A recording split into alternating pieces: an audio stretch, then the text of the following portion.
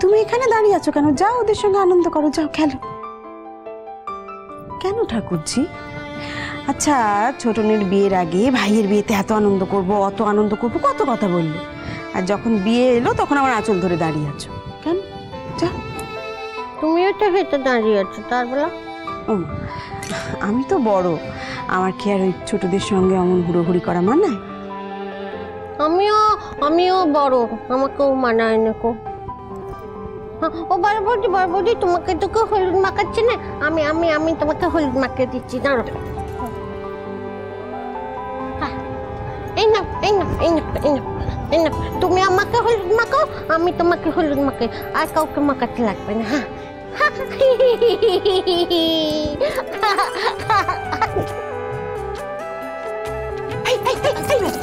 মেয়ের গাল গালে দেখো, বড় বৌমার গালে আমরা হলুদ লাগিয়ে ভূত বানাচ্ছে।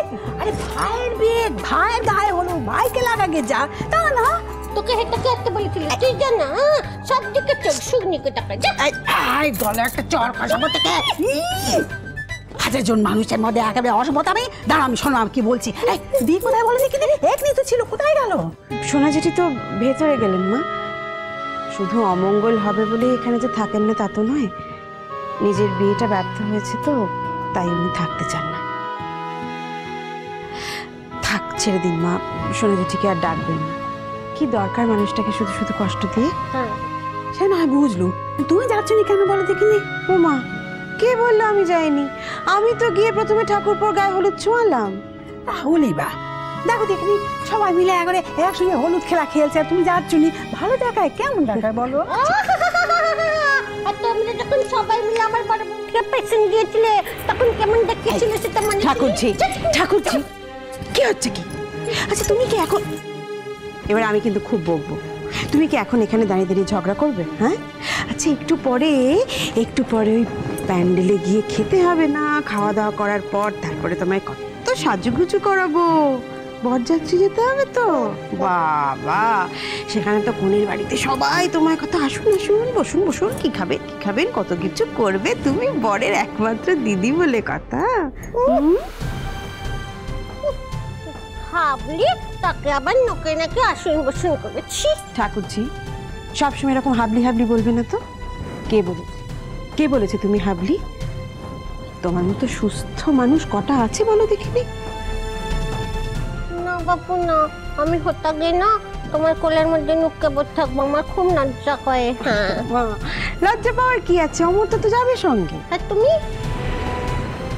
আমি সে দেখা যাবে খুব। ওই দেখো মিমি আসছে, মিমি ডাকছে তোমাকে। যাও যাও যাও, ওদের সঙ্গে গিয়ে হলুদ খেলো। আমি এরপরে তোমাকে মাথায় সাবান ঘষে, গায়ে সাবান ঘষে চান করিয়ে দেবো, ঠিক আছে? যাও যাও যাও যাও, ওদের সঙ্গে যাও।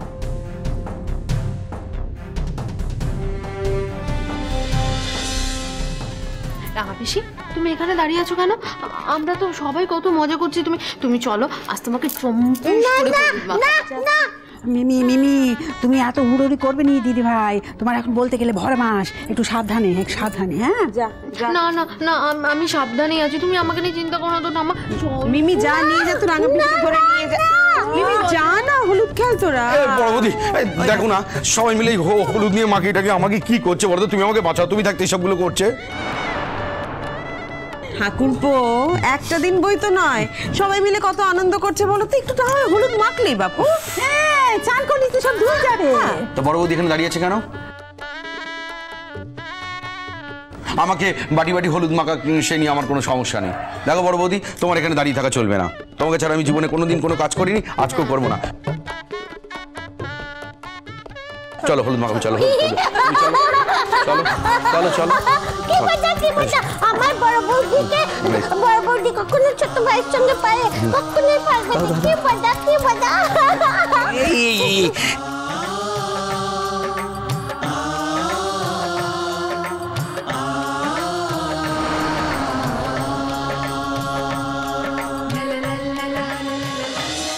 কাণ্ডটা দেখেছো?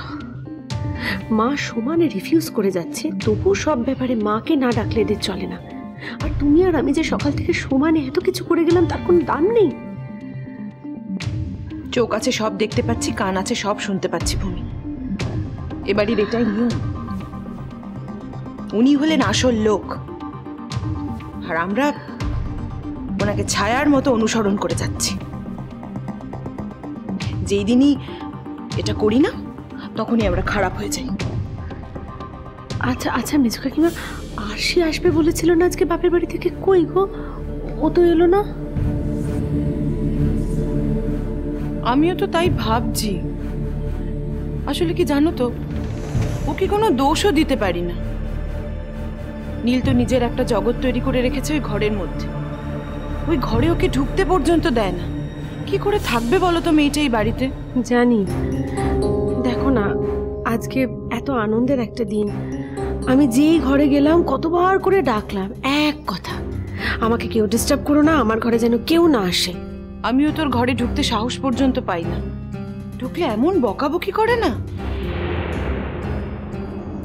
থাক মেজো কাকিমা, আজ একটা আনন্দের দিন, আজকের দিনে আর এই সমস্ত কথা তুলো না।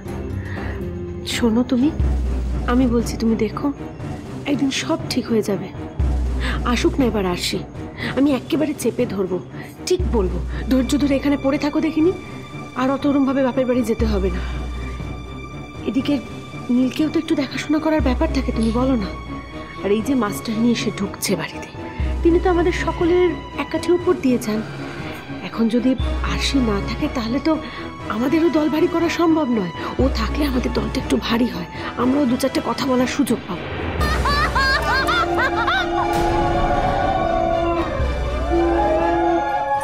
কিলো বাকামুকি কিলো, হ্যাঁ হেটা দাঁড়িয়ে কি গুজুর গুজুর পুচুর পুচুর করছিস? নিশ্চয়ই কারণ এমন এমন করে পিন্ডি চাকাচ্ছিস। হ্যাঁ নিশ্চয়ই কারণ অনিত্য করার কথা চিন্তা করছিস।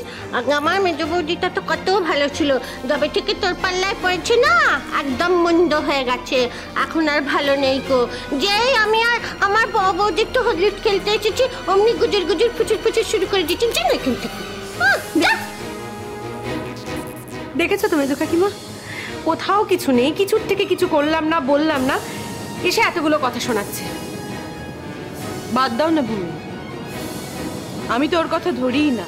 ঠাকুরজি ঠাকুরজি ঠাকুরজি, একদম হাত ছাড়িয়ে এরকম চলে আসবে। চলো চলো চলো, এখানে চুপ করে দাঁড়াও দাঁড়াও। এই তোমরা চান করানোর ব্যবস্থা করো, কোথায় জল নিয়ে এসো।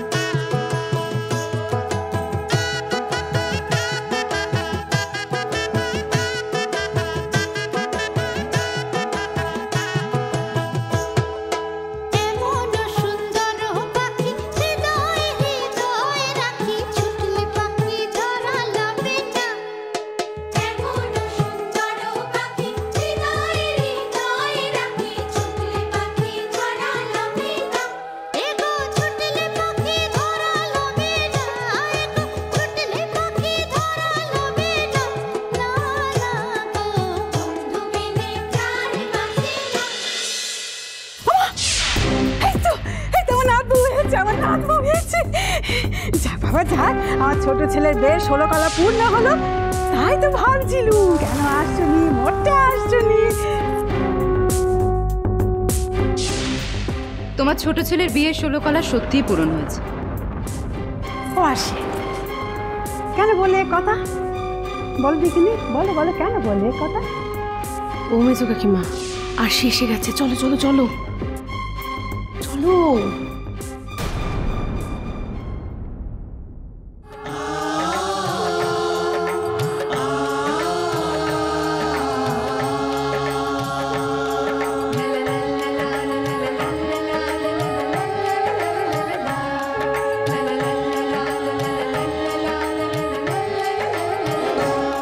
ওই দেখো চোরের সখী গাটকাটাও চলে এসছে, ওই দেখো ওই দেখো। ও বড় বৌদি, বড় বৌদি, হ্যাঁ ভাইয়ের বিয়েতে কিছু গন্ডগোল করার প্ল্যান করছে না তো গো? হ্যাঁ হ্যাঁ ভাইয়ের বিয়েতে সব কিছু খারাপ করে দেবে না তো? ও বড় বৌদি দেখো, সব শয়তানগুলো এক জায়গায় হচ্ছে, দেখো দেখো দেখো।